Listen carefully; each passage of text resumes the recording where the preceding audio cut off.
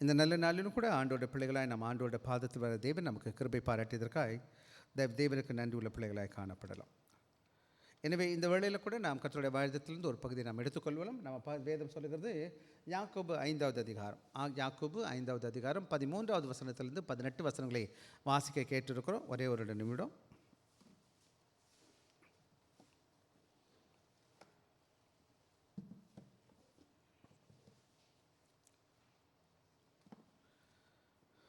பக்கம் 316 புதிய ஏற்பாட்டில், பக்கம் 316 புதிய ஏற்பாட்டில் 13லேருந்து 18 வரை தான் வாசிக்க சொல்ல போகிறேன். எடுத்து வைத்துக்கொள்ளுங்கள். தயவுசெய்து நம்ம என்ன செய்யலாம், ஒவ்வொன்றாக சிந்திக்க இருக்கிறோம்.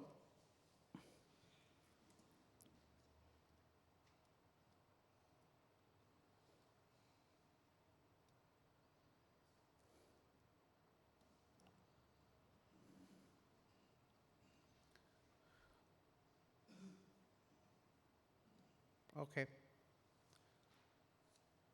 இன்றைக்கி நாம் எடுத்துக்கொண்ட தலைப்பு என்னென்ன? ப்ரேயர், ஜெபமும், and the power of the riches, நீதிமானுடைய வல்லமையும். 2 தலைப்பு. அது வேதத்தில் உள்ள வேத பகுதி கருத்து தான். நம்ம எல்லோரும் சபைக்கு வந்துட்ருக்கோம். ரொம்ப வருடமாக நம்ம வந்துட்ருக்கோம். சில பிள்ளைங்க, ஒரு சிலர் புதிதாக இருப்பீங்க. ஆனால் நமக்கு எல்லாருக்கும் தெரியும், என்கிட்ட நிறைய பேர் கேட்பாங்க, பாஸ்டர் எனக்காக ஜெபிங்க. நிறையா ஒரு சகோதரர் இங்கே இருந்தார். அந்த ஐயா என்ன செய்வார்னு கேட்டிங்கன்னா, ஜெபத்துக்குன்னா ஓடி வந்துடுவார். சர்ச்சுக்கு வர மாட்டார், ஆனால் ப்ரேயருக்கு வந்துடுவார். என்ன நினைப்பாருன்னு கேட்டால், ஜெபம் ரொம்ப வல்லமையானது, ஜெபம் ரொம்ப முக்கியமானது, ஜெபத்துக்கு வல்லமை இருக்குது. விசேஷமாக யாரோட ஜெபம் வல்லமையாக இருக்குன்னா, நீதிமானோட ஜெபம்னு சொல்லுது. அயோக்கியம் போய் கடவுளை கேட்டானா கடவுள் கொடுப்பாரானா? இல்லை, கொடுக்க மாட்டார். ஆனால் உண்மையாக கடவுளோட நீதிமானாக இருக்கிறான், ஆண்டவர் பிரியமாக இருக்கிறான், ஆண்டவர் சமூகத்துக்கு வருகிறான், ஆண்டவருக்கு பிரியமாக இருக்க விரும்புகிறான். அப்படிப்பட்டவனாக இருக்கும்போது அவனுடைய ஜெபத்தை கர்த்தர் கேட்டு அவனுக்கு பதில் கொடுக்குறார். அதான் இன்றைக்கி வேத பகுதி. ஸோ எனவே நாம் ஜெபிக்கிற ஆண்டோட பிள்ளை. ஜெபம்னா என்னன்னு கேட்டிங்க, ஆண்டவரோடு பேசுகிறது. ஜெபம்னா இன்னொரு விதத்தில் என்ன சொல்லுவேனிங்கன்னா, ஆண்டவரே என்னால் முடியாது, உங்களால் முடியும், எனக்கு நீங்கள் உதவி செய்யுங்க. நான் என்னால் முடியாத காரியத்தை நான் ஆண்டவர்கிட்ட கொண்டு போகிறேன், என்னால் முடிஞ்ச காரியத்தை நான் செஞ்சுக்கிடுவேன். ஸோ எது என்னால் முடியலையோ அதை தான் நான் என்ன செய்கிறேன், ஆண்டோட சக்தியால் செய்ய விரும்புகிறேன். எனவே இந்த அருமையான சாயங்கால வழியில் நம்ம எல்லாருக்கும் ஒரு முக்கியமான பாடம் என்னன்னு கேட்டிங்கன்னா, நாம் ஒவ்வொருவரும் ஜெபிக்கிற ஆண்டோட பிள்ளைகளாய் காணப்பட வேண்டும். நம்முடைய ஒவ்வொரு ஜெபிக்கிறதுக்கு நிறைய முறைகள் இருக்குது. இப்படி தான் ஜெபிக்கணும்னு ஒரு ரூல் கிடையாது. எந்த இடத்துல ஜெபிக்கணும்னு என்பதுக்கு சட்டம் திட்டம் கிடையாது. நம்ம பஸ்ஸில் உட்காந்துருக்கும் போதெல்லாம், அல்லது தனியாக உட்காந்துருக்கும் போது, அது வீட்டில் இருக்கலாம், வெளியில் இருக்கலாம், எங்கே வேணாலும் இருக்கலாம். ஒரு கண்ணை மூடிட்டு நம்ம என்ன செய்யலாம், அந்த நேரத்தில் உட்காந்துட்டு, கண்ணை மூடாமலும் சில நேரங்களில் பஸ்ஸில் உட்காந்து ஜெபிச்சிருக்கிறேன் நிறைய மொழிகள். சத்தமாக ஜெபிக்க முடியும், சத்தம் இல்லாமல் ஜெபிக்க முடியும். ஜெபம் என்பது ஆண்டவரோடு பேசுகிறது இல்லையா, உள்ளத்திலிருந்து தேவனோடு கூட பேசுகிற பழக்கம்.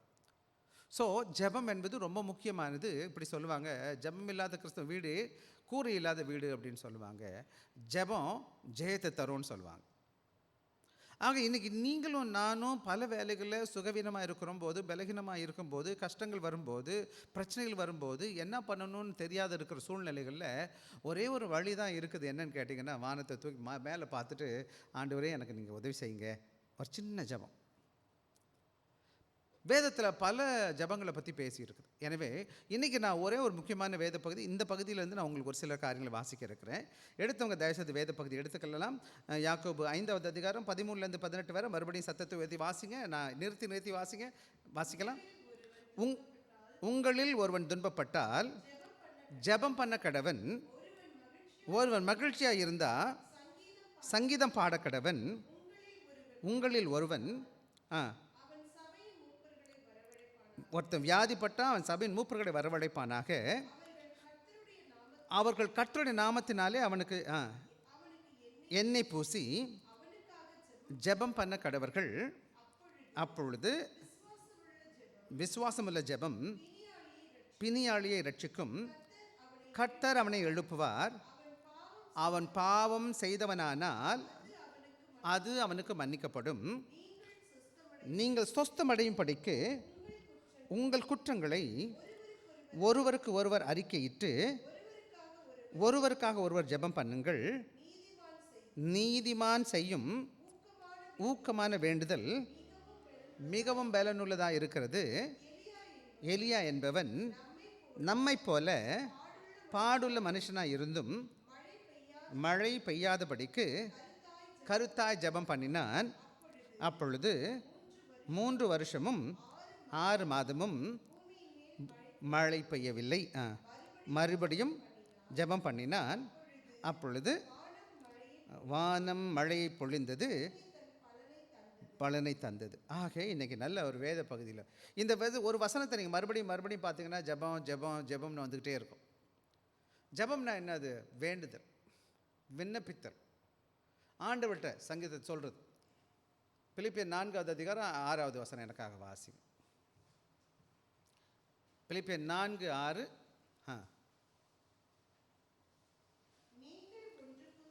நீங்கள் ஒன்றுக்கும் கவலைப்படாமல் எல்லாவற்றையும் குறித்து உங்கள் விண்ணப்பங்களை ஸ்தோத்திரத்தோடு கூடிய ஜெபத்தினாலும் வேண்டுதலினாலும் கர்த்தருக்கு தெரியப்படுத்து. ஐயா, அன்பான பிள்ளைகளுக்கு சொல்லுகிற காரியம் என்னன்னு கேட்டிங்கன்னா, ஐயா அந்த வேலுசாமி ஐயாவுக்கு கொஞ்சம் பைபிள் காமிச்சு கொடுங்கப்பா. ரைட். ஆக நீங்களும் நான் பவுல் என்ன சொல்லுகிறாருன்னு கேட்டிங்கன்னா, எல்லா காரியத்துக்காகவும் நீங்கள் என்ன செய்யணும்? ஜெபிக்கணும். எதுவாக இருந்தாலும் சரி, எல்லாத்தையும் குறித்து கவலைப்பட்டுக்கிட்டு கர்த்தர் மேல் உன் பாரத்தை வைத்து விடுன்ற மாதிரி. ஆக என்னுடைய கஷ்டங்களுக்கு, பிரச்சனைகளுக்கு, சில வேலைகள் ஏதாச்சும் விடுவில் இருக்குன்னு கேட்டால் விடிவு இருக்கானா எனக்கு தெரியறதில்ல, என்ன பண்ணுறதுன்னு தெரியறதில்ல. உடனே ஒரு வழி தான் இருக்குது, வானம் திறந்துருக்குது, ஆண்டவரை நோக்கி பார்க்கலாம். நான் சிறு வயதுன்னு சொல்லும்போது நான் 15 வயசு இருக்கும், 14-15 வயசு பையன், அதாவது 10ஆம் கிளாஸ்லாம் படிச்சுட்ருக்கேன். யாருமே என் கூட இல்லை. எங்கே போய் கேட்குறது? யார் என்ன கொடுப்பா? ஒன்றும் கேட்க முடியாது, ஒரு இடம் தான் கேட்க முடியும். அப்போ நான் என்ன செய்வேன்னு கேட்டால், நான் பள்ளிக்கூடத்தை வந்து பள்ளிக்கூடத்தில் யூனிஃபார்மை கழட்டி வச்சுட்டு புக்ஸ் வச்சுட்டு ஓடுவேன், குடுன்னு ஓடுவேன். எங்கே ஓடுவேன்னு கேட்டால், அங்கே ஒரு கல்லறை இருந்துச்சு, கல்லறைக்கு பின்னாடி ஒரு இடம் கிடக்கும், அங்கே போய் நான் உட்காந்து தனியாக நான் ஜெபிச்சிருக்கிறேன். இன்னும் நிறைய நேரங்களில் பார்த்தீங்கன்னா சின்ன சின்ன காரியங்கள், கஷ்டங்கள் இருக்கும், என்ன செய்யணும்னே வரலி தெரியாது. ஒன்று கருத்து தெரியும், ஆண்டவர்கிட்ட நான் சொல்லுவேன், ஆண்டவரே ஜெபிங்க. ஒரு இடத்துல ஜெபிக்கிறது. ஜெபம் என்பது ஆக வேலையாக இருக்கலாம், வீட்டில் இருக்கலாம், நீங்கள் எங்கே வேணால் இருக்கலாம், அது எவ்வளோ பெரிய பிரச்சனையாக இருந்தாலும் சரி. அதான் பவுல் சொல்லும்போது சொல்கிறாரு, எல்லாவற்றையும் குறித்து என்னது? ஒன்றைக்கும் கவலைப்படாமல் எல்லாவற்றையும் குறித்து. வசனம் வாசிக்கலாம் மறுபடியும், பிலிப்பியர் 4:6. ஒன்றுக்கும் கவலைப்படாமல் எல்லாவற்றையும்னா என்னது? எல்லா விதமான தேவைகளையும் உங்கள் விண்ணப்பங்களே நன்றி செலுத்தி கொண்டு ஸ்தோத்திரத்தோடு கூடிய ஜெபத்தினாலும் வேண்டுதலினாலும் தேவனுக்கு தெரியப்படுத்துறது. என்னுடைய கஷ்டங்களை, நஷ்டங்களை, தேவைகளை ஆண்டவர்கிட்ட நான் சொல்கிறது. வாங்க யாக்கோபுக்கு வந்துடும். யாக்கோபு என்ன சொல்கிறாருன்னு நம்ம கேட்போம். இன்றைக்கி யாக்கோபு என்ன செய்கிறாருன்னு கேட்டிங்கன்னா, 3 முக்கியமான காரியத்தை இந்த வேத பகுதியில் சொல்கிறார். தம்பிங்களா? ஆக இன்றைக்கி நான் உங்களோட கூட பேசுகிறது, நான் முதலே சொன்னேன், ஜெபமும் நீதிமானுடைய வல்லமை. ஆக நானும் நீங்களும் ஒரு சாதாரண மனிதர்களாக இருக்கலாம், ஆனால் ஆண்டவருக்கு பிரியமாக இருக்கிறவன் தான் நீதிமானாக இருக்கிறான். இன்றைக்கி 3 காரியங்கள் உங்களோட பேசுவேன். ஜெபம் எப்படிப்பட்ட சூழ்நிலை ஜெபிக்கணும்னு கேட்டால், என்னுடைய எல்லா நிலைகளிலும் நான் ஜெபிக்கிற கடவுள்கிட்ட பிள்ளையாக காணப்படும். எப்போதும் ஜெபிக்கணும், எல்லாத்துக்காகவும் ஜெபிக்கணும். இன்னொரு முக்கியமான காரியம் என்னன்னு கேட்டிங்கன்னா, உண்மையாக, அதாவது faithful, power of faithful prayer. அதே சமயத்தில் உண்மையாக நீங்கள் ஜெபிக்கும் போது அதுக்கு நிச்சயம் வல்லமை இருக்குது. வல்லமை எதுக்கு இருக்குது? உண்மையான ஜெபம், ஊக்கமான ஜெபம். ஆக ஜெபத்தில் 2 விதமான இருக்குது. எப்படி? சீரியஸாக, சின்சியராக ஜெபிக்குவாங்க, சும்மா ஆண்டவரே கொடுங்க ஆண்டவரே அப்படி கிடையாது. ஏசாமி பின்னாடி முதல்ல சொல்லுவார், நீ சந்தேகப்படாமல் கேட்கணும்னு சொல்லிட்டு. அப்படின்னா என்னதுன்னு கேட்டால், என்னுடைய கேள்வியானது ஆண்டவருக்கு தெரியும், நான் உள்ளத்துலேருந்து ஜெபிக்கிறேன்னா உதட்டிலேருந்து ஜெபிக்கிறேன். நான் துதிக்கிறது கூட உதத்திலேருந்து இருக்குதா, என் உள்ளத்தில் இருந்திருக்கா ஆண்டவருக்கு தெரியும். நம்ம பேசும்போது கண்டுபிடிச்சிடும், பார்த்தீங்களா? ஸோ உண்மையாக நான் சீரியஸாக இருக்கிறேன் என்னான்னு பார்க்கும்போது, உண்மையாக ஜெபிக்கும்போது அந்த ஜெபத்தை கேட்டு அந்த பதில் தருகிறவராக இருக்கிறாரு. 3வது, நம்மளோட ஜெபத்தில் ரொம்ப முக்கியமானது என்னன்னு கேட்டிங்கன்னா, நான் செய்த பாவத்தை அறிக்கை செஞ்சுட்டு ஒருத்தருக்காக ஒருத்தர் ஜெபிக்கணும். அதான் 16வது வசனத்தை சொல்லியிருக்கு. ஆக 13, 14 எல்லா காலத்துலேயும் எல்லா நிலைகளுக்காக ஜெபிக்கணும். 2வது, நம்ம ஜெபிக்கும்போது உண்மையாக ஜெபிக்கும்போது அந்த ஜெபத்துக்கு வல்லமை இருக்குது. 3வது, நான் அறிக்கை செய்து ஒருவருக்காக ஒருவர் ஜெபிக்கணும். புரியுதுங்களா உங்களுக்கு? இந்த இதெல்லாம் வேதத்தில் இருக்கிறது, அப்படியே நம்ம பேசுகிறது தான். சரியா? அப்போ ஒவ்வொன்றா நம்ம பேசுவோமாங்க, ஒவ்வொன்றா நம்ம பேச போகிறோம். அதுக்கு முன்னாடி நீங்கள் என்ன வாசிக்க போகிறீங்கன்னு கேட்டால், வசனம் 17 வாசிக்க போகிறீங்க. எடுத்தவங்க எனக்காக 17 வாசிச்சிருங்க. எலியா என்பவன், எலியா எப்படி இருக்கிறான்னு கேட்டீங்க, நம்ம போல் பாடுள்ள மனுஷனாக இருந்தும் மழை பெய்யாதபடிக்கு கருத்தாய் ஜெபிக்கிறான். எப்படி ஜெபிக்கிறான் கேளுங்க. கருத்தாய் ஜெபிச்சான். அப்போது 3 வருஷமும் 6 மாதமும். இங்கே பாருங்க, அந்த வேதம் என்ன சொல்லுதுன்னு கேட்டிங்கன்னா, எலியா எப்படிப்பட்ட மனுஷனாக இருக்கான்னு பார்க்கும். எலியா பற்றி பேசும்போது எலியா தீர்க்கதரிசி எந்த அதிகாரத்தில் இருக்காரு? 1 ராஜாக்கள் 18வது அதிகாரம் 17வது அதிகாரத்துலேருந்து நீங்கள் வாசிச்சிங்கன்னா தெரியும். தேவனால் வல்லமையாக பயன்படுத்தப்பட்ட ஊழியக்காரன், ஒரே ஒரு ஆள், பயப்பட மாட்டான். 18வது அதிகாரம் பார்த்தீங்கன்னா என்னதுன்னு கேட்டிங்கன்னா, 450 பாகால் தீர்க்கதரிசி இருக்கிறாங்க. இவன் ஒருத்தன் தான் அங்கே நிற்கிறான். எல்லாரும் உடம்புல அடிக்கிறாங்க, வெட்டுறாங்க, குத்துறாங்க, ரத்தம்லாம் வருது. என்ன செய்யல? அங்கே ஒரு போட்டி நடக்குது. அதில் சொல்கிறார், நீங்கள் ஒரு காலையை தெரிஞ்சுக்கங்க, நான் ஒரு காலையை தெரிஞ்சுக்கிறேன். நம்ம 2 பேரும் என்ன செய்வோம்? நீங்கள் முதல்ல கூப்பிடுங்க உங்கள் கடவுளை. ஏன்னா வாசிப்போம் அந்த இது பகுதியை. 1 ராஜாக்கள் 18வது அதிகாரம். யார் இந்த எலியான்னு நமக்கு தெரியணும் இல்லை கொஞ்சோண்டு. எலியான்னு சொல்லிட்டு நம்ம மறக்கக்கூடாதுல்ல. பக்கம் எடுத்துக்கலாமா? எலியா 1 ராஜாக்கள். யார் எடுத்து வச்சிருக்கிறா? 1 ராஜாக்கள் 18வது அதிகாரம் எடுத்துட்டீங்களா?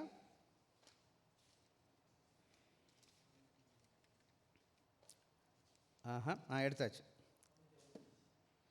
வாசிக்கலாம், எனக்காக எடுத்துக்கங்க. 24லேருந்து வாசிங்க, சுருக்கமாக வேகமாக வாசிங்க. நீங்கள் உங்கள் தேவனுடைய நாமத்தை சொல்லி கூப்பிடுங்கள். நான் கர்த்தருடைய நாமத்தை நோக்கி சொல்லி கூப்பிடுகிறேன். அப்பொழுது அக்கினியால் உத்தரவு அருளும் தெய்வமே தெய்வம் என்றான். 23 வாசிச்சுட்டு 24 வந்தால் நல்லா இருக்கும். 23 வாசிங்க. இப்போது 2 காளைகளை கொண்டு வாங்க. அவர்கள் நானும் அதால் பாகால் தீர்க்கதரிசியுடைய ஒரு காளையை தெரிஞ்சுக்கணும். அதை என்ன செய்யணும்? வெட்டி சின்ன சின்ன துண்டாக வெட்டிடணும். அவங்க என்னென்ன பற்ற வைக்கக்கூடாது. ஆனால் விறகு என்ன செய்யணும்? பலிப்படம் உருவாக்கணும். பலிப்படத்தில் விறகு வைக்கணும். விறகு மேலே என்ன வைக்கணும்? கறி வச்சிடணும். ஆனால் என்ன வைக்கக்கூடாது? நெருப்பு பற்ற வைக்கக்கூடாது. எலியா சொல்கிறார், நானும் அதே மாதிரி செய்கிறேன், வைப்பேன். என்ன செய்கிறாங்கன்னு கேட்டிங்கன்னா, இங்கே ஒரு போட்டி வருது. இந்த தீர்க்கதரிசி தான் 17வது அதிகாரத்தில் 3 வருஷம் ஜெபிக்கிறார். 3 வருஷம் ப்ரே பண்ணார். ஒரு வாட்டி ஜெபிக்கிறாரு, 3 வருஷம் மழை வரல. அப்புறம் ஜெபிக்கிறார், மழை கொட்டுன்னு கொட்டுது. அதுக்கப்புறம் உள்ள காரியம் தான் இந்த பகுதி. 450 பாகால். வாசிங்களேன் எனக்காக. 25வது வசனம். அப்பொழுது எலியா பாகாலின் தீர்க்கதரிசிகளை நோக்கி, நீங்கள் அநேகராக இருக்கிறதுனால தெரிந்து கொண்டு பண்ணி. ஆக என்ன நடக்குதுன்னு கேட்டிங்கன்னா, இவங்க என்ன செய்கிறாங்க? அப்போ நீங்களே 400 பேர் இருக்கிறீங்க, வாங்க உங்களுக்கு முதல் சான்ஸ் கொடுப்போம். நான் ஒருத்தன் தான் இருக்கிறேன், எனக்கு பரவாயில்ல, பின்னாடி நான் பார்க்குறேன். அவங்க என்ன செய்கிறாங்கன்னு கேட்டிங்கன்னா, அவர் சான்ஸ் கொடுத்துட்றாரு. அடுத்த வசனம் 26 வாசிங்களேன். வாங்கி ஆயத்தம் பண்ணி பாகாலே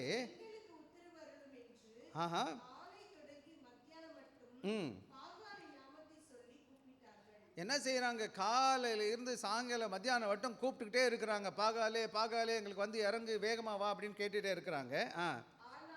ஆனால் ஒரு சத்தமும் கேட்கல, இல்லை.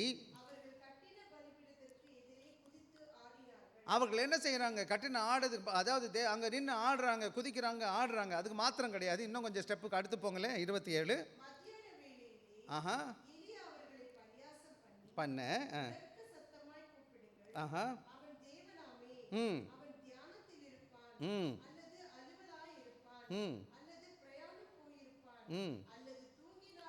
தூங்குவான். அவர்கள்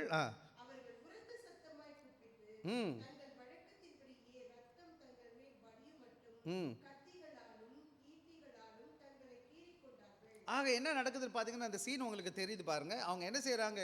அவங்க பலிப்படம் உருவாக்குனாங்க, கட்டை அடிக்கிட்டாங்க, கறியெல்லாம் வெட்டி வச்சுட்டாங்க, காலையிலேருந்து கூப்பிட்டுட்டு இருக்காங்க, பாகாலே பாகாலே வான்னு கூப்பிட்றாங்க, கத்துறாங்க, உரத்த சத்தமாக கத்துறாங்க.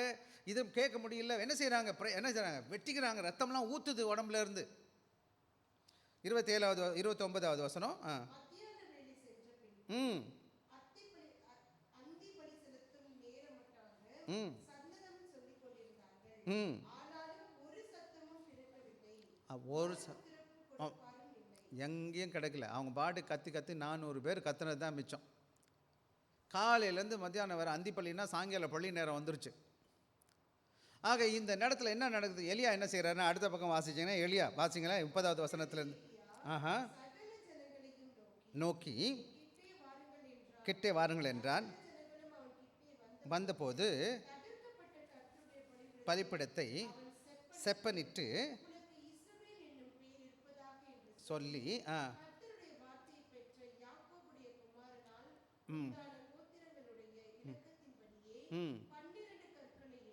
அவன் என்ன செய்கிறான்? ஒரு பலிப்படத்தை உருவாக்குறான். 12 இஸ்ரவேல் யாக்கோபுக்கு எத்தனை பிள்ளைங்க? 12 பிள்ளைங்க.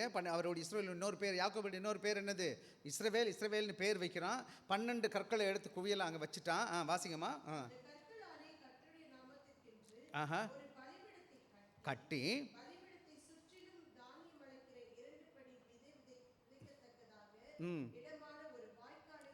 உண்டாக்கி அடுக்கி துண்டித்து வைத்து அடுத்து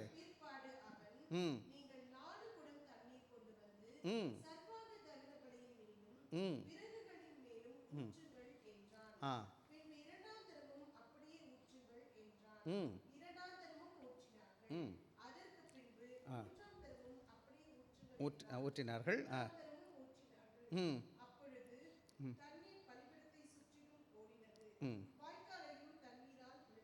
இப்போ நடந்த காரியம் என்னன்னு கேட்டிங்கன்னா, 3 முறை குடம் தண்ணி எடுத்து 4 குடம் தண்ணி ஊற்றுறாங்க. இப்போ அந்த எல்லாம் நனைஞ்சு போச்சு. கறி நனைஞ்சு போச்சு, கட்டையெல்லாம் விறகுலாம் நனைஞ்சு போயிடுச்சு. நம்ம சிறு வயதுலலாம் ஊதி பார்த்துருப்போம், பற்ற வச்சுருப்போம் வீட்டில எல்லாம். விறகு அடுப்பு எப்படி இருந்துக்கு நமக்கு எல்லாருக்கும் தெரியும். விஷயம் நனைஞ்சு போச்சுன்னா என்ன செய்யாது? பத்துறது கிடையாது. எனக்கு கொளுத்துறது ரொம்ப கஷ்டமாக இருக்கும். ரைட். அடுத்து என்ன ஆச்சுன்னு கேட்டிங்கன்னா, இப்போ அது 36வது வசனம் வாசிங்க. நேரத்திலே எலியா வந்து, கர்த்தாவே என்றும் செய்தேன் என்றும் விளங்க பண்ணும் கர்த்தாவே கர்த்தர்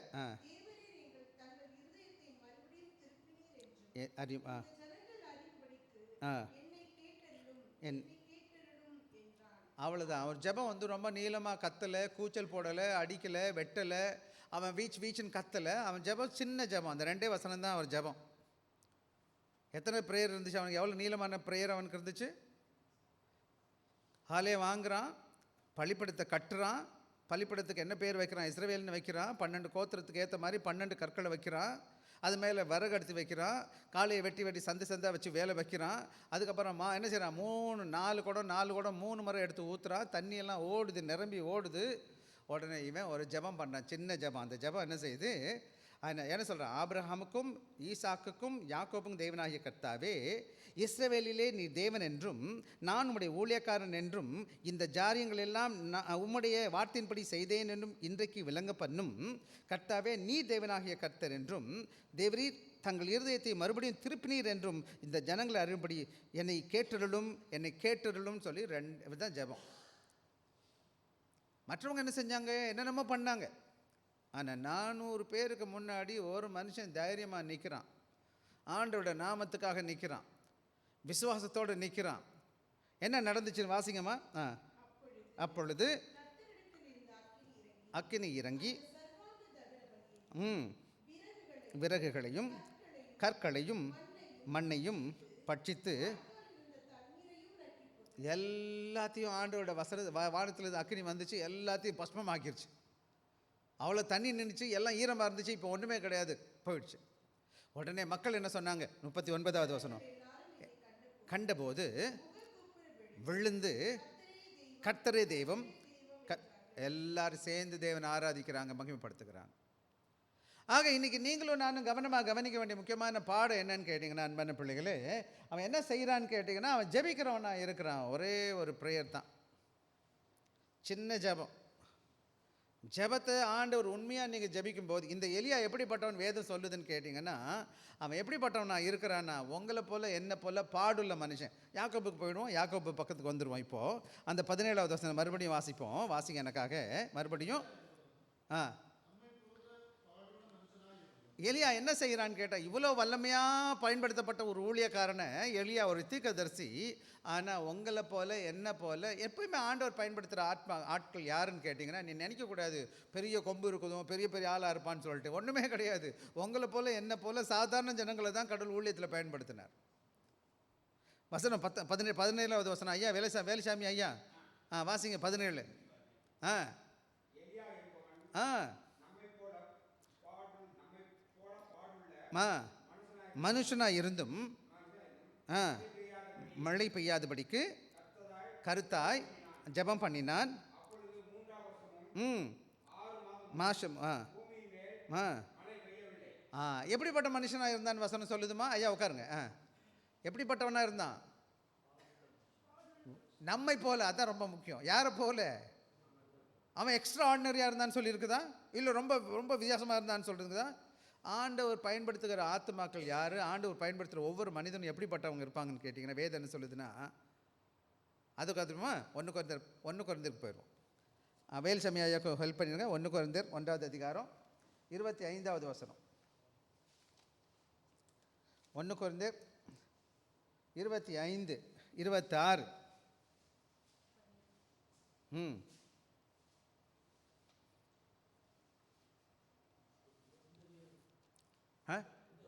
1வது அதிகாரம் 25 26 27வது வசனம். 1 கொரிந்தியர் வாசிங்க. பக்கம் 227 ஐயா, புதிய ஏற்பாட்டில். இந்தப்படி எண்ணப்படுவது ஞானத்திலும் அதிக ஞானமாக இருக்கிறது, பலவீனம் எனப்படுவது பலத்திலும் அதிக பலமாக இருக்கிறது. அடுத்த வசனம். ஏனெனில் சகோதரரே, அழைக்கப்பட்ட அழைப்பை பாருங்கன்னா, பாருங்களேன் இங்கே பாருங்கள். அழைப்புனா அழைத்திருக்கிறாரு ஆண்டவர், நம்ம கூட்டிகிட்டு வந்திருக்கிறாரு, அவருடைய பிள்ளையை மாற்றிருக்காரு. அப்படிப்பட்டவங்களை நீங்கள் பாருங்கள் எப்படிப்பட்டவங்களா இருக்கிறாங்கன்னா, மாம்சத்தின்படி ஞானிகள் இல்லை, அநேகர் இல்லை, அநேகர் வல்லவர்கள் இல்லை, அநேகர் படித்தவன் நிறைய பிரபுக்கள் கிடையாது. ராயல் பேலஸ்லேருந்து வரல, எல்லா ராஜாக்களை கடவுள் அழிக்கலை. சாதாரண ஜனங்க உங்களை போன. அதான் வசனம் 27 வாசிங்கம்மா. உலகத்தில் பைத்தியமானவர்களை தெரிந்து கொண்டார்,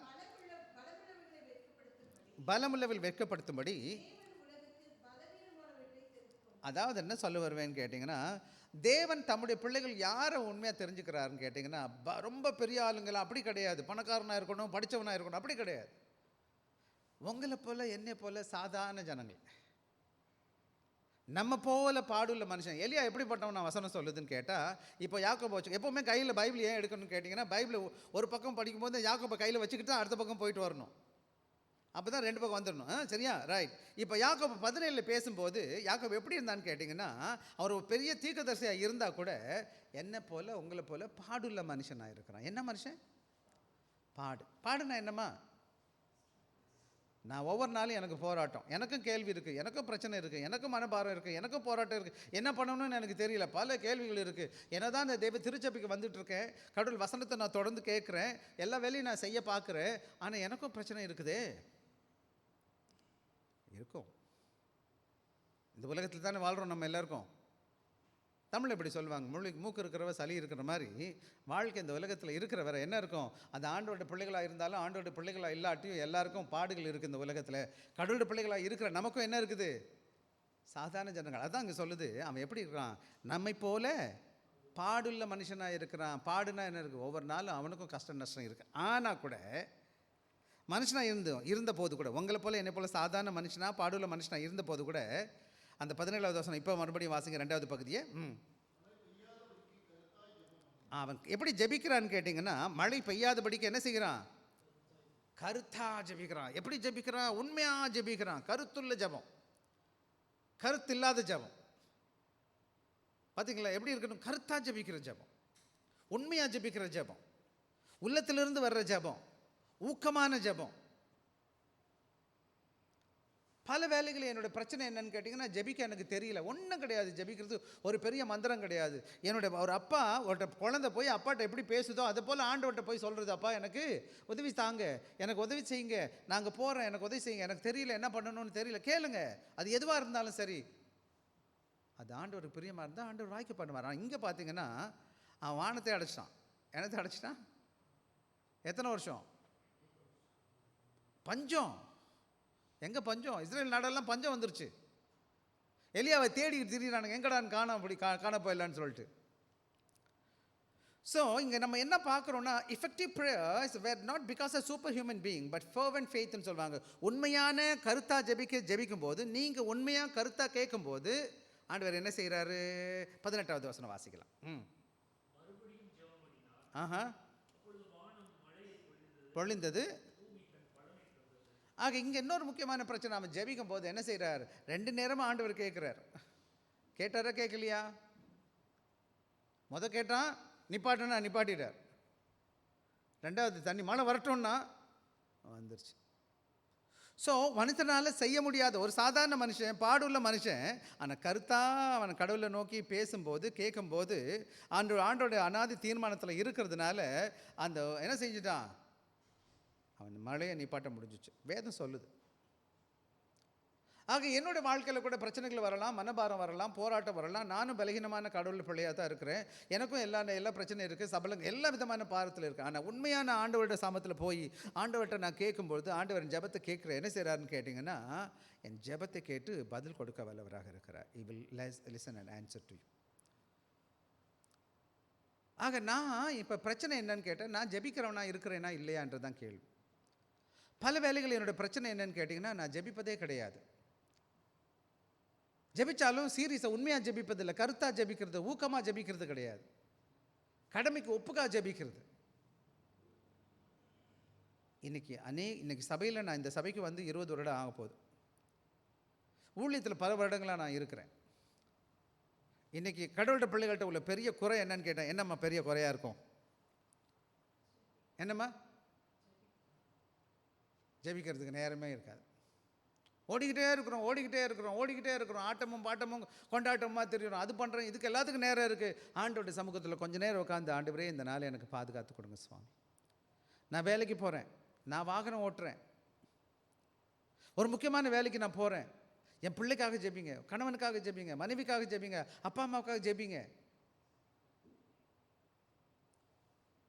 சபைக்கு முன்னாடி வாங்க, உட்காருங்க, 10 நிமிஷம் உட்காந்து ஜெபிங்க.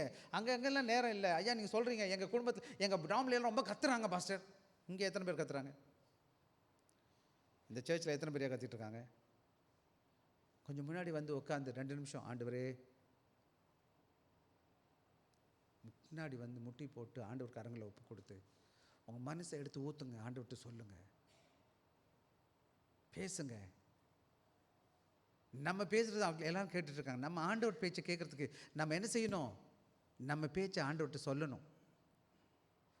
சில வேலைகள் அம்மாவுக்கு தெரியும் பிள்ளைக்கு பசிக்கணும், அது பாட்டு ஆடி கிடக்குன்னு வச்சுக்கோங்களேன். ஆடிக்கிட்டே தெரியுதுன்னா அம்மா சும்மா இருப்பாங்க. அப்புறம் அந்த பிள்ளை வரும், அம்மா எனக்கு பசிக்குது அப்படின்னா தான் அம்மா நினச்சிவாங்க, வா வெயிட் பண்ண பால் தரேன்னு வாங்க. தமிழ் எப்படி சொல்லுவோம்? அழுத பிள்ளை தான் என்னம்மா? அழுகாத பிள்ளை அம்மா கொடுத்தாலும் சரி இப்படி நல்லா தான் இருக்கு, ஆடிக்கிட்டு கடை. அம்மாவுக்கு தெரியும் பிள்ளைக்கு பசிக்குன்னு, தெரியாதான்? நான் தெரியதான் தெரியும். ஸோ எனக்கு தேவைகள் இருக்குது அப்படின்றத நான் உண்மையாக வேணுன்றத ஆண்டவர்கிட்ட போய் நான் சொல்லணும். சொல்கிறது தான் ஜெபம். இன்னொரு இந்த இடத்துல நீங்கள் நல்லா புரிஞ்சுக்கணும், படித்தவங்க சொன்னால் தான் பக்தியான அப்படி கிடையாது. உங்களை போல் என்னை போல் சாதாரண ஜனங்கள் சொன்னால் ஆண்டவர் கேட்பார். 2வது இந்த இடத்துல கவனமாக கவனிங்க, யார் ஜெபத்தை கேட்குறாரு? உங்களை போல் என்னுள்ள பாடுள்ள ஜெபங்களை கேட்டு அவர் பதில் தர்றாருன்னு வேதம் சொல்லுது. எனவே ஆக உண்மையாக எப்படி இருக்குன்னா, அந்த நீதிமான் செய்கிற உண்மையான ஜெபம் இருக்குது பார்த்தீங்களா, அதில் சரியான என்ன இருக்குது? பதில் இருக்குது. ஆண்டவர் எனக்கு பதில் தருவார். குடும்பமாக இருக்கிறவங்க கணவன் மணி உட்காந்து ஜெபிங்க, கருத்தாக ஜெபிங்க, உண்மையாக ஜெபிக்க பாருங்கள். சரி, இப்போ நம்ம அடுத்த கதைக்கு நம்ம வந்துடுவோம். நான் ஆக்சுவலாக நான் இங்கே வச்சுருக்க 3 பாயிண்ட் இருக்குல்ல, அந்த ஒவ்வொரு பாயிண்ட்டை நான் போக போகிறேன். எடுத்தவங்க எனக்காக எடுத்துங்க. 13வது வசனத்துக்கு வந்துடுங்க.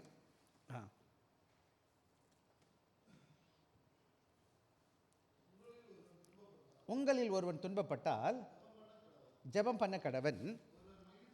உங்கள் மகிழ்ச்சியாக இருந்தால். ஆக இங்கே என்ன பண்ணுங்கன்னா முதல்ல கவனமாக கவனிக்கணும். ஒருத்தர் உங்களை துன்பப்படும் பொழுது, துன்பப்படுதுன்னா என்னன்னு கேட்டிங்கன்னா, பல வேலைகளில் நமக்கு மன கஷ்டங்கள் இருக்கலாம், பாரமாக போராட்டம் இருக்கலாம், வேலையில் பிரச்சனை இருக்கலாம், குடும்பத்தில் பிரச்சனை இருக்கலாம், ஏதாவது ஒரு முக்கியமான தேவை இருக்கலாம். உடனே எனக்கு கேட்குறது ஒன்றுவா இருக்கலாம். சில வேலை கஷ்டங்கள் எனக்கு வந்துருச்சு, என்ன செய்யணும்னு எனக்கு தெரியல, என்ன பண்ணுறது? என்னையா பண்ணணும்? என்னால் முடியல செய்ய. நானும் என்னென்னமோ பார்க்குறேன், எனக்கு புரிய மாட்டேங்குது, என்ன பண்ணுறதுன்னு தெரியல. கஷ்டம் எனக்கு வந்துருச்சு, உனக்கு துன்பம் வந்துருச்சு. உடனே என்ன செய்யணும்? ஆண்டவர்கிட்ட போய் ஆண்டவருடைய செயல்பாட்டுக்காக நான் ஜெபிக்கணும். ஆண்டவரே, நீங்கள் கொஞ்சம் எனக்கு உதவியை கொடுங்க. எப்போ நீங்கள் ஆண்டவரோட உதவி கேட்குறீங்களோ அப்போ என்ன நடக்குது உங்களுக்குள்ளேன்னா, ஒரு விதமான ஆறுதல் வர ஆரம்பிக்குது. ரெண்டாவது என்ன நடக்குதுன்னா, உங்களுக்கு வழி நடக்குது, கதவு திறக்க மாதிரி தெரியுது. எங்கடா இது கதவு திறக்க ஆரம்பிக்குது. இதுக்கு முன்னாடி ரொம்ப மனபாரமாக இருந்துச்சு, எது மனம் இலகுன மாதிரி தெரியுது. ஆக நான் கவனமாக கவனிக்கணும். என்னுடைய பாடுகள் மத்தியில், என் கஷ்டத்தின் மத்தியில் 13வது வசனம் சொல்லுது, உங்கள் ஒருவன் துன்பப்பட்டால் என்ன செய்யணும்? ரெண்டாவது என்ன சொல்லுதுங்க? ஆக முதல்ல நான் என்னோட ஜபம் என்னோட துன்பத்தில் காணப்படணும். ரெண்டாவது முக்கியமான காரியம் என்னன்னு கேட்டிங்கன்னா, நான் சந்தோஷப்படும் போது தேவனுக்கு நன்றி செலுத்தணும். என்ன செய்யணும்? பல வேலைகளில் நான் என்ன பண்ணுகிறேன்னு கேட்டால், நான் சந்தோஷமாக இருக்கும்போது எல்லாத்தையும் மறந்துடுறேன். நான் துன்பப்படும் போது நான் ஆண்டவர்கிட்ட போய் கேட்பேன், ஆண்டவரே எனக்கு கொடுங்க, ஆண்டவரே அது கொடுங்க, இது கொடுங்கன்னு. ஆனால் மன மகிழ்ச்சியாக இருக்கும்போது, சந்தோஷமாக இருக்கும்போது என்ன பண்ணணும்? நான் அதை தான் சொல்கிறாரு. அதனால தான் சங்கீதக்காரத்தில் சங்கீதம் எழுதி வச்சிருக்கிறார். நிறைய பாடல்கள்லாம், சங்கீத பாடல்கள்லாம் என்னன்னு கேட்டிங்கன்னா, அவர் நல்லா இருந்த காலங்களையும் எழுதுகிறாரு, துக்கமான காலங்களையும் பாடுகிறார். அதாவது செங்கடலை பிளந்து அவங்க போன பிறகு அவங்க பாடல் பாடுறாங்க. தம்புரு அடிச்சுக்கிட்டு போகிறா. யார் பாடுறா? அதாவது டேம்பரின் வாசிச்சு நெசீரா பாடிக்கிட்டே போகிறா. ஸோ என்னோட சந்தோஷத்தை நான் ஆண்டவருக்கு நன்றி செலுத்தணும், ஆண்டவரை மகிமைப்படுத்தணும், ஆண்டவரை துதிக்கணும். நான் என்ன செய்யணும்? அப்போதும் ஆண்டவருக்கு நன்றி செலுத்தணும். ஆண்டவரே, என்னோட ஜெபங்களை கேட்டு பதில் தந்துட்டீங்க, என்னோட பிள்ளைகளுக்கு மார்க்கு கொடுத்துட்டீங்க, எனக்கு நல்ல காரியம் செஞ்சுட்டீங்க, எனக்கு வேலை கொடுத்துட்டீங்க, என் தேவைகளை சந்திச்சிட்டீங்க, ஆண்டவருக்கு ஸ்தோத்திரம் சொல்லி ஆண்டவருக்கு நன்றி செலுத்தும் வேணுமா நான் ஜெபிக்கணும். எப்போதுமே நன்றி செலுத்தும் போது, அப்போ நம்ம சந்தோஷமாக இருக்கும்போது நான் ஜெபிக்கிறது என்னென்னா, ஆண்டவருக்கு நன்றி செலுத்துவதற்காக நான் செஞ்சுருக்கேன். கஷ்டத்தில் என்னோட ஆண்டவர் உதவி செஞ்சார் இல்லையா? சந்தோஷமாக இருக்கும்போது செய்யணுமா வேணாமா? துக்கத்துலேயும் செய்யணும், பாடுகள்லையும் செய்யணும், சந்தோஷத்துலேயும் செய்யணும். அதே மாதிரி 14வது வசனம் எனக்காக வாசிங்க. உங்களில் ஒரு வியாதிப்பட்டால் வரவழைப்பானாக.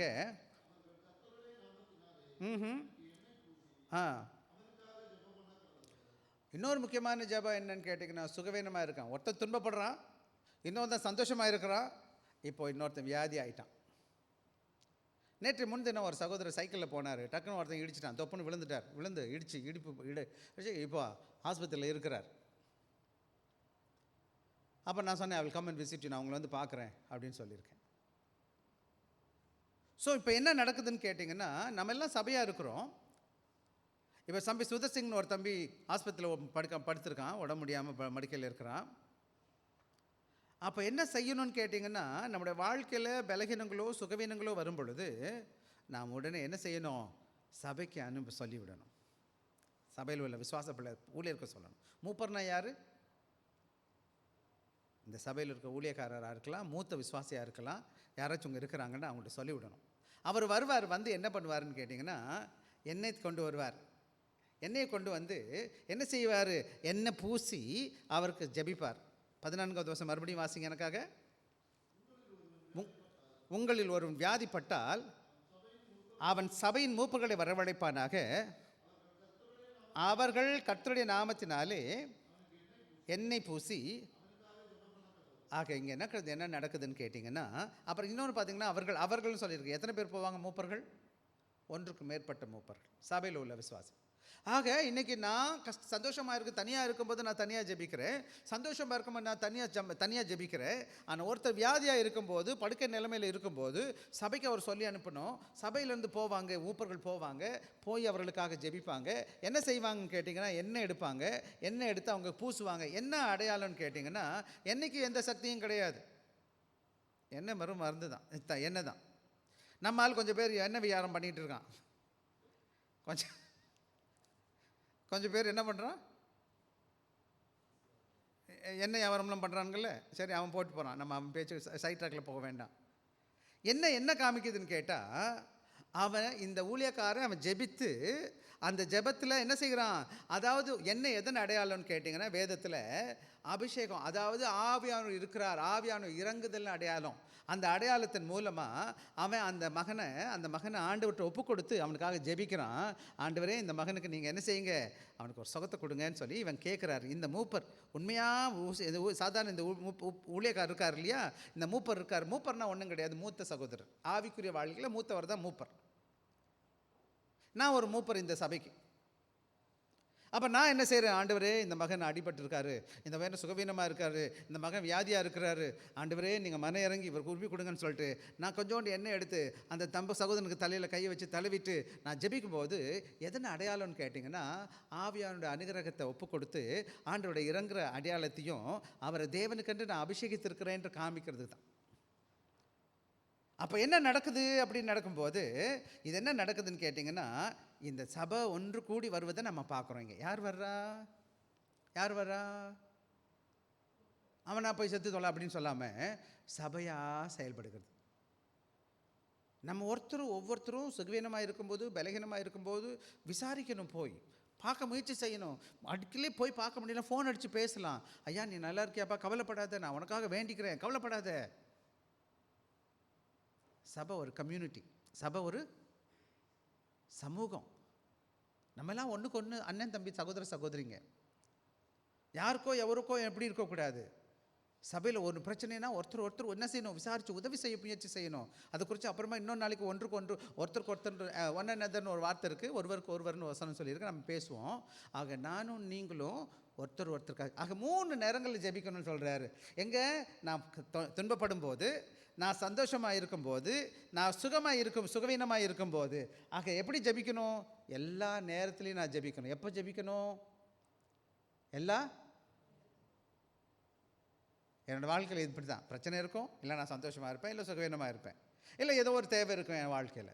இந்த 3 நிலைகளையும் நான் ஜெபிக்கிற கடவுளோட பிள்ளையாக காணப்படணும். அன்னால்னு ஒரு சகோதரி இருந்தாள். 1 சாமுவேல் 1வது அதிகாரம், நேரம் இல்லை நான் அதனால் கதையை சொல்லிடுறேன். அன்னாள் என்ன செய்கிறா, குழந்தை பாக்கியம் இல்லை. என்ன நடக்குது, என்ன பண்ணுறதுன்னு தெரில. தேவாலயத்துக்கு போகிறா, மன கசந்து அழுகிறா, கண்ணீர் விட்டு அழுகிறா, ஆண்டவர்கிட்ட கேட்குறா, அப்பா எனக்கு எப்படியாச்சும் ஒரு மகனை கொடுத்துருங்க. அந்த மகனை நான் என்ன பண்ணிடுறேன், நசரேனா அந்த ஊழியத்துக்கு கொடுத்துட்றேன். போகிறா, அவள் கேட்குறா, உண்மையாக கேட்குறா. 1 சாமுவேல் 1வது அதிகாரம் 10லேருந்து தொடர்ந்து வீட்டில் வாசிச்சு பாருங்கள். 1 சாமுவேல் 1வது அதிகாரத்தை போய் வாசிங்க. 10வது வசனத்துக்கு அப்புறம் தொடர்ந்து வாசித்து பாருங்கள். அவன் ஜெபிச்ச உடனே என்ன செய்கிறா, வீட்டுக்கு போகிறா, ஆண்டவர் அவளை ஆசீர்வதிக்கிறார். உடனே அவனுக்கு என்ன செய்கிறா, காலம் செல்லும்போது ஒரு மகனை கொடுக்குறார். அந்த மகளுக்கு நல்ல பால் கொடுக்குறா. பால் கொடுத்துட்டு வந்து என்ன செய்கிறா, அந்த குழந்தை பால் மறந்த உடனே கொண்டு வந்து பள்ளி என்ன செய்கிறா, தேவாலயத்தில் ஆண்டவர்கிட்ட விட்டுட்டு போயிடறா. ஆண்டவரே நீங்கள் இந்த மகனை கொடுத்தீங்க, நான் உமக்கு கொடுத்துட்டேன்னு சொல்லிட்டு என்ன செய்கிறா, அந்த சிறு குழந்தைய அவன் சாமுவேல் என்று ஊழியத்தை விட்டுட்டு போயிடறான். கடைசியில் அவன் பெரிய தீர்க்கதரிசி, சாமுவேல் தீர்க்கதரிசின்னு. அதேபோல் டேவிட் என்ன செய்கிறான்னு கேட்டிங்கன்னா, பல வேலைகளை சங்கீதத்தில் நீங்கள் பல இடங்களில் பார்க்க முடியும். சங்கீதம் 3 பார்க்கலாம், சங்கீதம் 18 பார்க்கலாம். பல வேலைகளை தாவீது எங்கே செய்கிறார், ஆபத்தில் மாட்டிக்கிறாரு. உடனே அவர் என்ன செய்கிறாரு, ஆண்டவர் நோக்கி கூப்பிட்றாரு, ஆண்டவரே எனக்கு உதவி செய்யுங்க அப்படின்னு சொல்கிறார். நம்முடைய வாழ்க்கையில் நம்ம கஷ்டங்கள் வரும்போது, தேவைகள் இருக்கும்போது, அன்னாலை போல் தாவீதை போல் நாம் ஜெபிக்கணும். அதே போல் ஜெபம் எங்கே இருக்குன்னு கேட்டிங்கன்னா, நம்ம சந்தோஷமாக இருக்கும்போது கூட நம்ம ஜெபிக்கணும். எங்கன்னு கேட்டிங்கன்னா, எங்கே பார்க்குறோம், மரியா என்ன செய்கிறா, கடவுளுடைய கலாட்சிக்கப்படுகிறா. லூக்கா 1வது அதிகாரம் 46, 47 கூட வாசித்து பாருங்கள். எனக்காக வாசிக்கலாமா, எனக்காக லூக்கா எழுந்த சுவிசேஷம் 1வது அதிகாரம் 46, 47.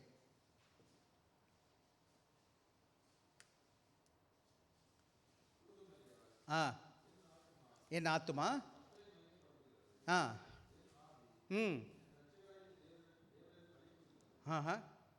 அவன் என்ன செய்கிறா, சந்தோஷப்படுகிறா, கடவுளை மகிமைப்படுத்துகிறா. லூக்கா 1வது அதிகாரம் 46, 47 வாசிச்சிருங்க. 2வது இன்னொரு பகுதியை வாசிங்கன்னா, லூக்கா அப்போஸ்தலர் 2வது அதிகாரத்தில் பார்த்தீங்கன்னா, ஆண்டோட பிள்ளைங்க என்ன செய்கிறாங்க, எல்லாரும் தேவனை மகிமைப்படுத்துகிறத நீங்கள் பார்க்க முடியும். அப்போஸ்தலர் 2வது அதிகாரம் 46, 47 கூட வாசிக்கலாம். அப்போஸ்தலர் 2, அவர்கள் ஒருமனப்பட்டவர்களாய் தேவாலயத்திலே தரித்திருந்து அப்பம் பிட்டு எப்படி மகிழ்ச்சியாக இருந்தாங்களா? சந்தோஷமாக மகிழ்ச்சியோடும் இருதயத்தோடும் பண்ணி துதித்து. ஆஹா, ஆமாம். தேவ ஆக ஆண்டவருடைய பிள்ளைகள் சந்தோஷப்படும் போது தேவனை சிந்திக்கணும். பிரச்சனைகள் வரும்போது ஆண்டவரை ஜெபிக்கணும். ஆக பார்க்குறோம். இன்னொரு முக்கியமான ஜெபம், நம்ம சுகவீனமாக இருக்கும். எசேக்கியா ராஜான்னு ஒரு ராஜா இருக்கிறார். 2 ராஜாக்கள் 20வது அதிகாரம் 1-3 வேறு அப்புறமா வாசிங்க, நேரம் இல்லை, நம்ம வாசிக்க வேண்டாம். எசேக்கியா என்ன செய்து செத்து போகிறேன்னு சொல்லிட்டாங்க. உடனே மகன் அழுகிறார், ஆண்டவரே எனக்கு சுகத்தை கொடுங்க சுவாமின்னு கேட்குறார். ஆண்டவர் அவருக்கு 15 வருட எக்ஸ்டென்ஷன் கொடுக்குறார் ஜெபிக்கும் பொழுது. ஆனால் ஒன்று மட்டும் நல்லா புரிஞ்சுக்கணும், எல்லா நிலைகளிலும் நம்ம ஜபிக்கிற ஜபத்தை ஆண்டவர் ஆமாம் சொல்லுவாரானா இல்லை, சில நேரங்கள் ஆமாவா இல்லையான்றது ஆண்டவர் சித்தத்தில் இருக்குது. ஆனால் ஜபிக்கத்தான் நம்முடைய கடமை, ஜபிப்பது என்னுடைய வேலை. ஆக 3 நிலைகளில் பிரச்சனைகள் வரும்போது, சந்தோஷமாக இருக்கும்போது, சுகவீனமாக இருக்கும்போது நான் ஜபிக்கணும். சரியா? சரி, அடுத்த கதைக்கு வந்துடுவோமா? நம்ம எல்லோரும் வாசிக்கலாம் எனக்காக. அடுத்த வேத பகுதியை வாசிக்க 15வது வசனம். அப்பொழுது விசுவாசமுள்ள ஜெபம் பிணியாளியை ரட்சிக்கும், கர்த்தர் அவனை எழுப்புவார், அவன் பாவம் செய்தவனானால். ஆக இங்கே 2 காரியத்தை நம்ம பார்க்குறோம் இந்த வேத பகுதியில். ஒன்று என்ன பார்க்குறோன்னு கேட்டிங்கன்னா, என்ன வசனம் வாசிக்குதுன்னு கேட்டிங்கன்னா, விசுவாசமுள்ள ஜெபம். எப்படிப்பட்ட ஜெபம்? இன்றைக்கி நீங்களும் நானும் ஜெபிக்கும்போது எப்படிப்பட்ட ஜெபமாக இருக்கணும்னு கேட்டிங்கன்னா, ப்ரேயர் ஆஃப் ஃபெய்த்னு சொல்லுவாங்க. எப்படி விசுவாசம் இருக்கணும்? விசுவாசம் உள்ள ஜெபம். விசுவாசம் இல்லைன்னா அப்போ ஜெபம் நல்ல இல்லை.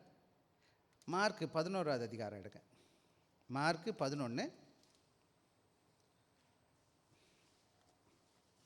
எடுத்துட்டிங்களா?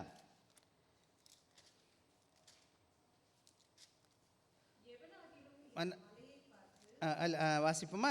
எவனாக இயேசு அவர்களை நோக்கி, மேலேருந்து வாங்க, 22லேருந்து வாசி. ஆஹா, அதாவது மார்க் 11வது அதிகாரம் 22வது வசனம் சகோதரி வாசிக்கிறாங்க. பக்கம் 66 புதிய ஏற்பாட்டில், 66 புதிய ஏற்பாட்டில் எடுத்து வாசிக்க சிஸ்டர். இப்போ இயேசு அவர்களை நோக்கி, விசுவாசம் உள்ளவர்களாக இருங்கள், எவனாகிலும் இந்த மலையை பார்த்து பெயர்ந்து சொல்லி நடக்கும் என்று சந்தேகப்படாமல் விசுவாசித்தால் ஆகும் என்று. ஆதலால் பண்ணும்போது கேட்டுக்கொள்கிறீர்களோ பெற்றுக்கொள்வோம் என்று விசுவாசிங்கள், அப்பொழுது. ஆமாம், இன்றைக்கி பல வேலைகளில் நம்முடைய ஜெபம் எப்படிப்பட்டதாக இருக்கணும்? விசுவாசம் உள்ள ஜெபமாக இருக்கணும். ஆக இந்த என்ன சொல்லுதுன்னு கேட்டிங்கன்னா, நாம் விசுவாசம் உள்ள ஜெபம் என்பது எது காமிக்குதுன்னா, நம்ம என்ன செய்யணும்? அன்வேவரிங்னு இங்கிலீஷில் சொல்லுவாங்க, தடுமாறம் இல்லாதது. நம்ம என்ன நினைக்கிறோம்? ஆண்டவரால் முடியுன்ற விசுவாசத்தோடு நினைக்கிறோம், இல்லை முடியுமா முடியாதுன்றது கிடையாது. அப்படிப்பட்ட ஜெபத்தோடு நான் ஜெபிக்கும்போது அது சுகவீனமாக இருக்கும்போவனுக்கு சுகத்தையும், பிரச்சனையில் இருக்கவனுக்கு அந்த பிரச்சனையிலிருந்து விடுதலை பெறுவதற்கு வழியையும், சில வேளைகள் தேவனுடைய கிருபையையும் இரக்கத்தையும் தேவனில் வெளிப்படுத்துகிறவராக காணப்படுவார். ஒரு முறை ஒரு வயதான தாயார் என்ன செஞ்சாங்களாம், அவங்க வீட்டுக்கு முன்னாடி பெரிய மலை இருந்துச்சான். எப்போ பார்த்தாலும் ஜன்னலை திறந்தால் அந்த மலை தான் தெரியுமா. இவங்களுக்கு ரொம்ப கஷ்டமாக இருந்தது. என்னடா எப்போ பார்த்த மலை இப்படி இருக்குது அப்படின்னு ரொம்ப வருத்தம். அப்போ இந்த பகுதியை படிச்சுட்டாங்க. எவனாச்சும் ஒருத்தன் பார்த்து மலையை பார்த்து கடலில் போய் விழுந்துடும் அப்படின்னு சொல்லிட்டு அவங்க ஜெபிக்க ஒரு நாள் என்ன பண்ணுறாங்க, கதை ஜன்னலை மூடிக்கிட்டு ஆண்டவர்கிட்ட ஜெபிச்சாங்களா, ஆண்டவரே இந்த மலையை நீங்கள் என்ன செஞ்சிடணும், சமுத்திரத்தில் போய் விழ வச்சிடணும், நீங்கள் தான் உங்கள் வசனத்தை சொல்லியிருக்கீங்கன்னு சொன்னாங்களாம். அப்புறம் என்ன செஞ்சோம், மணி இருந்துச்சு, மக்கியானால் காலையில் திறந்து பார்த்தாங்களா, அந்த மலை அங்கேயே இருந்துச்சான். அப்போ தான் சொன்னேன், அதான் முதல்ல எனக்கு தெரியுமே, முதலையே. அப்புறம் எந்தளவுக்கு இந்த விசுவாசம் இருந்துச்சு. பல வேலைகளோட விசுவாசம் இல்லாத ஜெபம். என்னோடய ஜெபம் ட்ரை பண்ணுறேன், ஆனால் உண்மையான ஆண்டவர் எனக்கு செய்ய முடியும் நான் விசுவாசிக்கிறேன் என்னான்னு கேட்டால், எனக்கு உள்ளூரில் என்ன இருக்குது, சந்தேக மனப்பான்மை இருக்குது. செய்யுவாரா செய்ய மாட்டாரா அப்படின்ற சந்தேகத்தோடு காணப்படுகிறேன். ஆக மொத்தத்தில் நான் என்ன பண்ணணும்னு கேட்டிங்கன்னா, விசுவாசத்தோடு ஜெபிக்கணும். அதே இது 2வது பகுதியை வாசிக்குமா தொடர்ந்து, அது 15:2 5:15 யாக்கோபு. பாவம் செய்தவனானால், 2வது முக்கியமான காரியம் என்னென்னா மன்னிப்பு. நான் ஜெபிக்கும் பொழுது உண்மையான ஜெபம் என்ன பண்ணுதுன்னு கேட்டிங்கன்னா, நான் வர்றேன், அவனுக்கு சுகவீனமாக இருக்கிறவனுக்காக நான் ஜெபிக்கிறேன். மூப்பர் வர்றாரு, அவன் ஜெபிக்கிறாரு, அவனுக்காக எண்ணெய் பூசி ஜெபிச்சிட்டாரு. உடனே என்ன நடக்குதுன்னா, என்னோட விசுவாசம் உள்ள ஜெபம் இருந்துச்சு இல்லையா, அவனுக்கு சுகத்தை கொடுக்கும்.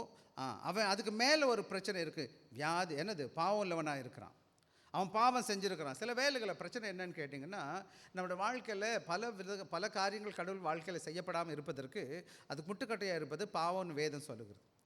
அவன் விசுவாசத்தோடு ஜெபிக்கிறாங்க பார்த்தீங்களா, அப்போ என்ன அது கிடைக்குதுன்னு கேட்டிங்கன்னா, சரீர சுகத்தை மாத்திரம் ஆண்டவர் கொடுக்க மாட்டார், அவன் உள்ளான ஆசீர்வாத சுகத்தையும் கொடுப்பார். மன்னிப்புனா என்னது, வெளியிலேயே உள்ளவா, ஆவிக்குரிய ஆசீர்வாதம். அந்த மன்னிப்பு 2 விதமான மன்னிப்பு. மனிதர்களுக்கு செய்கிற மன்னிப்பு வேறு, ஆண்டவர் என்னை மன்னிக்கிறார்னு, அவரோட மகளை என்னையே ஆண்டவர் மாற்றுகிறார்னு அர்த்தம். அப்படின்னா என்னது கேட்டிங்கன்னா, சரீரத்தில் மாத்திரம் என்னை கர்த்தர் ரட்சிக்கலை, ஆவிக்குரிய ரீதியும் என்னை ரட்சிக்கிறவராக இருக்கிறார், சுகப்படுத்துகிறவராக இருக்கிறார். 2 விதமான சுகம். மூப்பர் வருகிறாங்க, அவர்களுக்காக எண்ணெய் பூசி ஜெபிக்கிற பொழுது, அவர் விசுவாசத்தோடு ஜெபிக்கும் பொழுது, அவன் ஆவிக்குரிய ரீதியிலும் கர்த்தர் ஆசீர்வதிக்கிறவர், சுகத்தை கொடுக்கிறவராக இருக்கிறார். ஆக 2 விதமான சுகம். என்ன சுகம்? சரீர சுகமும் ஆவிக்குரிய சுகம். ஆக என்னுடைய ஜெபம் எப்படிப்பட்டது? உண்மையான ஜெபம் என்ன செய்யுதுன்னு கேட்டிங்கன்னா, எனக்கு 2 விதமான காரியத்தை கொடுக்குது. விசுவாசம் உள்ள ஜெபம், அது மட்டும் கிடையாது, என்னோடய பாவத்தை ஆண்டவர் மன்னிக்கிறவராக இருக்கிறார். ஆக நான் ஜெபிக்கிறதுக்கு ஆண்டவருடைய பிள்ளைகள், நானும் ஜெபிக்கணும், மூப்பர்கள் எனக்கு ஜெபிப்பாங்க. 3வது முக்கியமான காரியத்தை நம்ம பேசுகிறோமா? எல்லாரும் வாசிக்கலாம். வாசிங்க, எனக்காக 15வது வசனத்தை வாசிங்க. 16வது வசனம்.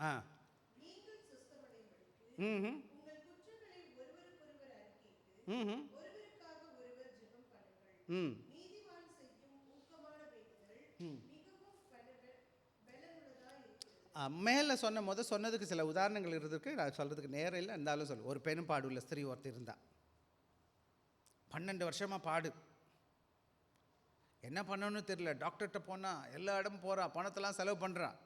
மார்க் 5வது அதிகாரம் 25லேருந்து 34 வரை அந்த வசனம் சொல்லப்பட்டிருக்கு. எல்லாரும் கைவிட்டுட்டானுங்க. 12 வருஷம் பாடு, ஒரு நாள் 2 நாள் இல்லை. என்ன பண்ணுறது?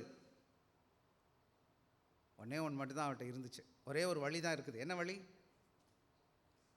ஆண்டவர்கிட்ட வருகிறா. ஆண்டவர்கிட்ட என்ன செய்கிறா, எப்படியாச்சும் ஒரு தொங்கலை தொட்டா போதுன்னு சொல்லிட்டு அவர் உடையில் ஒரு பகுதியை மட்டும் தொட்டுறா, விசுவாசத்தோடு கூட. அந்த நேரமே அவருடைய 12 வருஷ பாடு போயிடுது.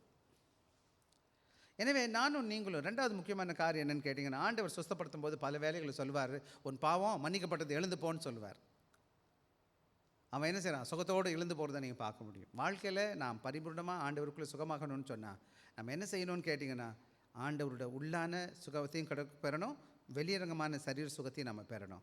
விசேஷமாக ஆண்டோட பிள்ளைகள் என்ன விரும்புகிறோன்னா, உள்ளான சந்தோஷம், மனமாற்றம், மன்னிப்பு. 16வது வசனத்தை நம்ம வாசிச்சிருக்கிறோம். இந்த வேத பகுதி என்ன சொல்லுது, வாசிக்கலாமா எனக்காக? 16வது வசனத்தை மறுபடியும் வாசிக்கலாம்.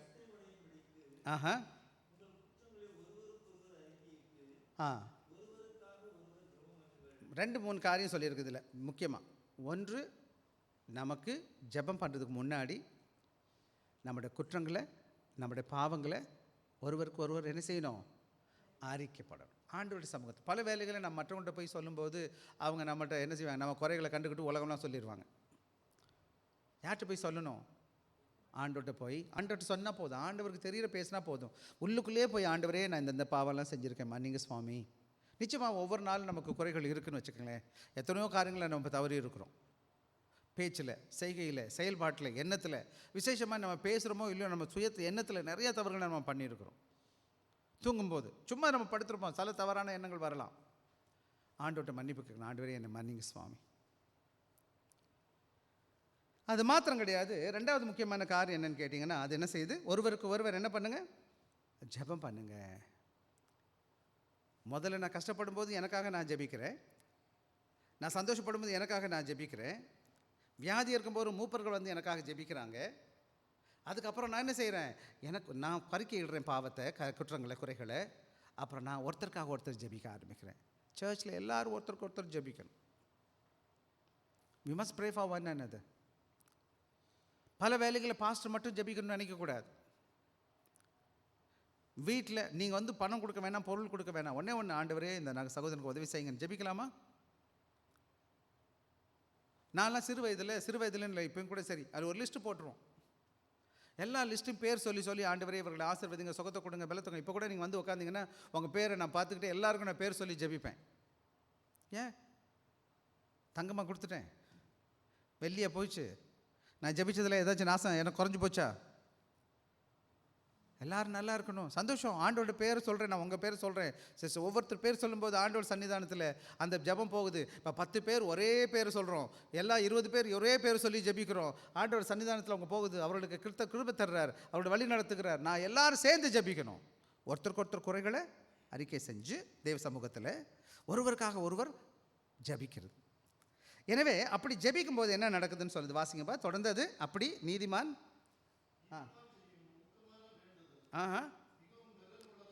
நீதிமான் செய்கிற ஒவ்வொருத்தரும், நாம் ஆண்டோட பிள்ளைகளும் ஆண்டோட சமூகத்தில் வந்து ஒவ்வொருத்தரும் செய்கிறோம். பார்த்தீங்களா இந்த ஜெபம் எப்படிப்பட்டதாக இருக்குது? ஆண்டோட பார்வையில் மிகவும் பலனுள்ள, பவர்ஃபுல்லாக இருக்குது. பணம் கொடுக்க முடியாததெல்லாம் எது கொடுக்கும்? ஜெபம் கொடுக்கும். சிங்கப்பூரில் இங்கே வந்திருக்கிறேன், நான் பணம் பதவியெல்லாம் கொண்டு வரல, நான் ஊழியத்துக்கு தான் வந்தேன். எவரும் தெரியாது, எனக்கு என்ன பண்ணணும் எங்கே போகணுன்னு எனக்கு தெரியாது, பல காரியங்கள் எனக்கு தெரியாது. நான் சிறு வயதுலேருந்து இப்பவும் சொல்கிறேன், ஒன்று தான் எனக்கு தெரியும், கண்ண மூடி ஆண்டவரே எனக்கு உதவி செய்யுங்க சாமி, ஆண்டவரே என்னை வழி நடத்துங்கப்பா, நான் இது செய்யட்டுமா இது செய்ய வேணாமாப்பா. ஒவ்வொன்றுக்கும் ஒரே காரியம், ஜபிக்கிறது, ஆண்டவர்கிட்ட கேட்குறது, ஆண்டவர்கிட்ட சொல்கிறது. பல வேலைகளில் யார்ட்டையும் போய் கேட்குறதே கிடையாது, ஜபத்தில் பண்ணிவிட்டு அப்படியே விட்டுருவேன், ஆண்டவர் நடத்துவார். பெரிய ரகசியம். பணம் செலவு பண்ண வேண்டாம், எங்கேயும் அலைய வேண்டாம், ஒன்றும் பண்ண வேண்டாம். உட்காந்த இடத்துல ஜெபிக்கும்போது ஆண்டவர் நம்ம ஜெபத்தை கேட்டு பதில் தர்றார். ஆனால் ஒன்று தான், விசுவாசமுள்ள ஜெபமாக இருக்கணும், ஊக்கமான ஜெபமாக இருக்கணும், உண்மையான ஜெபமாக இருக்கணும். அந்த ஜெபத்தை சந்தேகப்படாமல் நான் எதை கேட்குறேனோ அவருக்கு பிரியமாக இருக்கும்போது என் தேவன் என் தேவைகளை சந்திக்கிறவராக இருக்கிறார். நான் என்ன பண்ணுறேன்னா, ஆண்டோட்ட போய் கேட்காம உலகமெல்லாம் சுற்றுறேன், ஏமாற்றப்படுறேன், அங்கே போகிறேன், இவன்கிட்ட போகிறேன், அவன்கிட்ட போகிறேன், எல்லாம் என்னை மொட்டை அடிச்சு விட்டுறேன். இந்த பெரும்பாடு ஸ்திரி மாதிரி, இந்த பெரும்பாடு ஸ்திரி என்ன செஞ்சா, உலகத்தில் எல்லா இடமும் போய் சுற்றி தெரிஞ்ச மாதிரி நான் என்ன செஞ்சிட்ருக்கேன். பவுல் சங்கீத தாவீது என்ன செய்கிறாருன்னு கேட்டிங்கன்னா, தன் பாவத்தை அறிக்கை செய்கிறார். சங்கீதம் 32:5 நீங்கள் வாசித்து பாருங்கள். அதே போல் என்ன செய்கிறார், ஆண்டோட பிள்ளைகள் என்ன செய்ய, நெகேமியாவை பார்த்தீங்கன்னா கூட அவர் பண்ணுறது பார்க்கலாம். அது மாத்திரம் கிடையாது, ஒருத்தருக்காக ஒருத்தர் ஜெபிப்பது ரொம்ப முக்கியம். எல்லாத்துக்கும் மேலே நாம் உண்மையாக வெள்ளமையோடு ஜெபிக்கும் பொழுது தேவன் என்ன செய்கிறார். இங்கே எலியாவை பற்றி தான் சொல்லியிருக்கு. எலியா ஊக்கத்தோடு ஜெபித்தான், 3 வருஷம் மழை பெய்யல, திருப்பி ஜெபிச்சா உடனே மழை பெஞ்சிச்சுன்னு நம்ம பார்க்குறோம். மோசே என்ன செய்கிறான், இஸ்ரவேல் ஜனங்களுக்காக ஜெபிக்கிறான். தேவன் உடனே செய்கிறார், மன்னாவை கொடுக்குறார், காடைகளை கொடுக்குறார், மனாந்தர தண்ணி வர வைக்கிறார். ஆண்டவர் ஒவ்வொரு காரியம், செங்கடலை பிளக்க வைக்கிறார். ஒரே ஒரு காரியம், சிம்பிள் திங், ஜஸ்ட் ப்ரே, ஜெபிக்கிறது. அதை தான் யாக்கோபு தேவ திருச்சபைக்கு சொல்லிக் கொடுக்குறார். ஐயா நீங்கள் ஜெபிங்க. இன்றைக்கி நம்முடைய வாழ்க்கையில் ஆசீர்வதிக்கப்படாமல் இருப்பதற்கு பல காரியங்கள் இருக்கலாம். ஆனால் ஒன்றே முக்கியமான காரியம் என்னென்னு கேட்டால், ஆண்டவரோட பலத்தை பெற்ற நாம ஆண்டவர் இருக்கிறான்னு தெரிஞ்சுக்கிட்டு ஜெபத்துக்கு வல்லமை இருக்க தெரிஞ்சு கூட பல வேலைகளை நான் ஜெபிக்க தவறிவிட்டேன். எனவே நானும் நீங்கள் என்ன செய்யணும், ஜெபிக்கிற கடவுளோட பிள்ளைகளாய் காணப்படுவேன். வேதத்தில் தாவீதா இருக்கலாம், பேதுருவா இருக்கலாம், பவுலா இருக்கலாம், சீலாவா இருக்கலாம், எலியாவா இருக்கலாம், மோசையா இருக்கலாம், எல்லாரும் ஜெபிக்கிற ஊழியர்களாக இருந்தாங்க. ஆக நான் என்ன பண்ணணும் அப்படின்னு கேட்டிங்கன்னா, இன்றைக்கி 3 காரியம் சொல்ல போகிறேன். பர்சனல் ப்ரேயர் என்னது, commit regular heartfelt prayer in both good time and bad time. நீங்கள் சுகமாக இருக்கும்போது, சுகவீனமாக இருக்கும்போது, சந்தோஷமாக இருக்கும்போதும் தொடர்ந்து காலையிலும் மாலையிலும் 3 நேரமும் ஜெபிக்கிறதுக்கு நேரத்தை ஒதுக்குங்க. காலையில் எந்திரிக்கும் போது, ஆண்டவரே இந்த நாளை கொடுத்தீங்க நன்றி சுவாமி. சாயங்காலம் தூங்கும்போது, இந்த நாள் முழுவதும் என்னை பாதுகாத்தீங்க நன்றி சொல்லுங்கள். வீட்டுக்கு வேலைக்கு போயிட்டு வீட்டுக்கு வர்றீங்க, கடவுளுக்கு நன்றி சொல்லுங்க. விசேஷமாக வாகனம் ஓட்டுற பிள்ளைங்க வாகனத்தில் கை வைக்கும்போது சொல்லுங்கள், ஆண்டவரே நான் வண்டி எடுத்துகிட்டு வீட்டுக்கு வெளியில் போகிறேன், கிருபை தாங்க எனக்கு. வேலையில் போகிறீங்க, எப்படி நடக்கும்னு தெரியாது. இன்னொரு சகோதரர், நான் இப்போ ஆஸ்பத்திரியில் இருக்கான்னு சொன்னேன், ஒரு சீன சகோதரர் சைக்கிளில் போனார், சைக்கிள் ஓட்டுறதுக்கு. இந்த சைக்கிளாக சுற்றுவாங்க இல்லையா, எப்படி விடிச்சா இப்போ இழுப்பு இதாகி அங்கே படுத்து கிடக்கிறார். அவர் சொல்கிறார், நம்ம பாரு நான் எதிர்பார்க்கவே இல்லை இப்படி திருப்பி ஆகிடும்னு சொல்லிட்டு அப்படின்னு சொல்கிறார். ஜெபிக்கிறது ரொம்ப அவசியம். அப்புறம் என்ன செய்யுங்கன்னு கேட்டிங்கன்னா, கூடி ஜெபிக்க பாருங்கள். Community prayer, engage in group prayer, intercede for others and seek prayer for the church community. ஒருத்தருக்காக ஒருத்தர் எல்லாம் கூடி ஜெபிங்க. 2 பேர் 3 பேர் 5 பேர் எப்பப்பெல்லாம் வாய்ப்பு கிடைக்குதோ கூடி ஜெபிங்க. 2 பேர் 3 பேர் கூடி ஜெபிங்க. நான் ஒரு ஆளாக இருக்கும்போது எனக்கு போர் அடிக்குது. 2 பேர் இருந்தால் நாங்கள் 2 பேர்னு பிரச்சனை கிடையாது. 3 பேர்னா இன்னும் கொஞ்சம் நல்லா இருக்குது. வாங்க, டைம் எடுத்து கூடி ஜெபிக்க வாங்க. சபைக்கு நேரம் எடுக்க பாருங்கள். ஜெபிப்பதற்கு தனியாக ஜெபிக்கிறதுக்கு நேரம் எடுக்கணும், குழுவாக ஜெபிப்பதற்கு நேரம் எடுக்கணும். எல்லாத்துக்கும் மேலே என்னது, முடிஞ்ச மட்டும் ஆண்டவருக்கு பிரியமாக இருக்க முயற்சி செய்யுங்க. வாழ்க்கையில் ஆண்டவரே உமக்கு பிரியமாக இருக்கணும், என்னுடைய வாய் கை சுத்தமாக இருக்கணும், என்னத்தில் கஷ்டம் வருது மன்னிப்பு கேளுங்க ஆண்டவர்கிட்ட. ஆண்டவர் நெருங்கி வாங்க அன்பான பிள்ளைகளை. ஆக கடைசியில் இந்த 3க்கு இந்த வேத வசனம் என்ன சொல்லுதுன்னு கேட்டிங்கன்னா, நம்முடைய எல்லா நிலைகளையும் நாம் ஜெபிக்க வேண்டும்.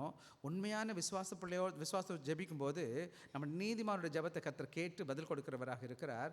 நாம் ஒருத்தருக்கு ஒருத்தர் ஏதாச்சும் செஞ்சோம் கடவுளை மன்னிப்பு கேட்போம்.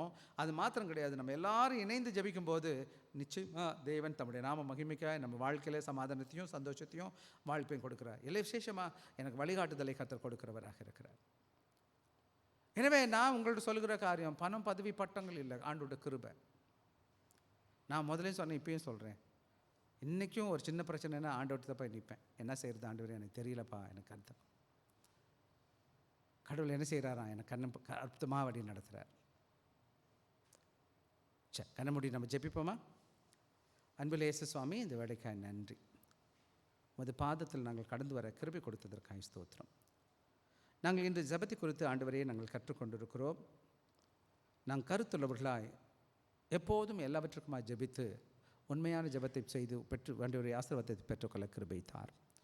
வந்த பிள்ளைகள் ஒவ்வொருவரும் அது கிருபை இருக்கட்டும். இயேசு கிறிஸ்துவின் இனிய நாமத்தில் கேட்கிறோம் நல்ல பிதாவே, ஆமென்.